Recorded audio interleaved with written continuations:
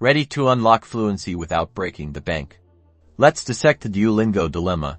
Is the paid subscription a language learning cheat code, or is the free version all you need? First, the free experience. You get access to all the courses, a massive library of languages from Spanish to Swahili. The catch, the heart system. Make too many mistakes, and you're locked out until you earn hearts back or wait for them to regenerate. Expect ads sprinkled throughout your learning too. Now, let's talk premium, currently known as Super Duolingo. The biggest draw is unlimited hearts, no more lesson interruptions.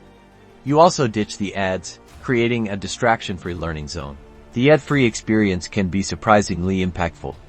Those little interruptions can disrupt your flow and break your concentration, slowing your progress. Super also unlocks features like personalized practice, letting you focus on your specific weaknesses. So, is it worth it? Consider your learning style.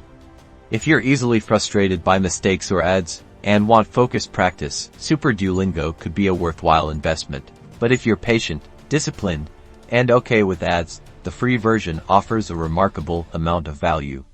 Ultimately, the best Duolingo is the one you actually use, so experiment and see what works best for you and your language goals.